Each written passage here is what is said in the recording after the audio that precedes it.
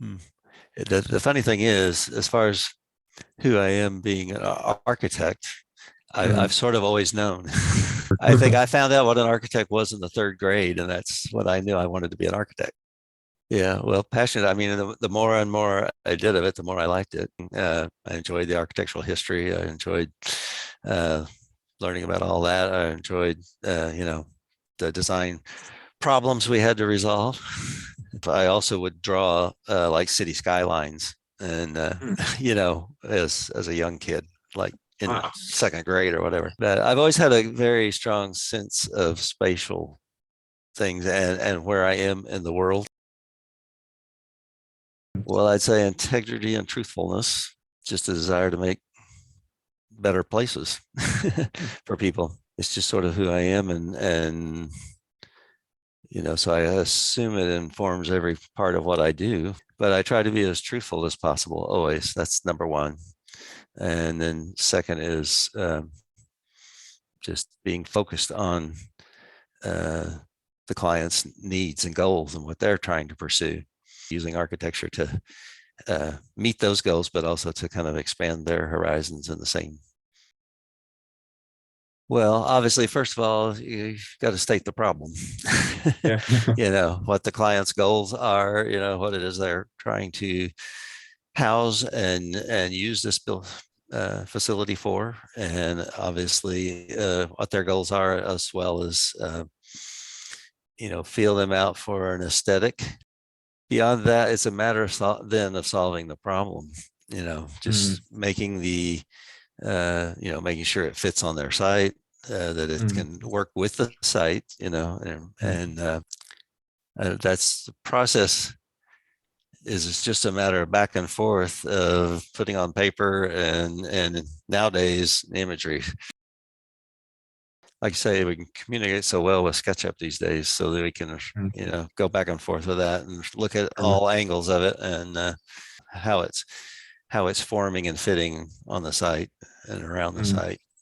And in its context, we can put it in context as well. I mean, you can superimpose it on Google Earth. There's also the element of the contractor involved. Most of the time we have contractors involved up front, rather than just designing something and then putting it out for bid, because they bring another level of the collaboration in there too. Is that like availability of this material over that, or the cost of this material over that, or the labor involved in this versus that.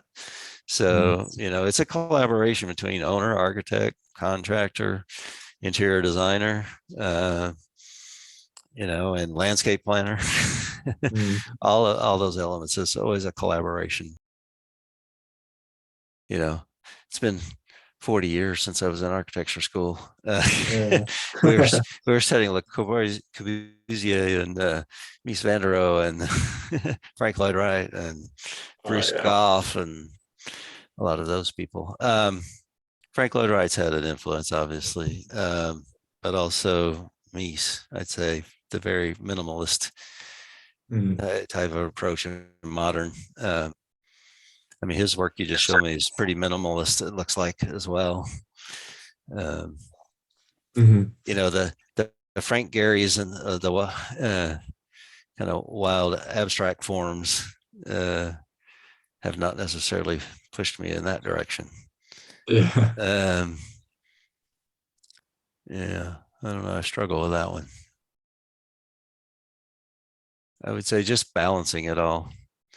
As I mentioned earlier about all the governmental regulations and various design entities that are involved in a project, as well as the owner, contractor, the finance guys, just juggling all those competing interests and making it work and making it come out with a really great project that people love and love to be in.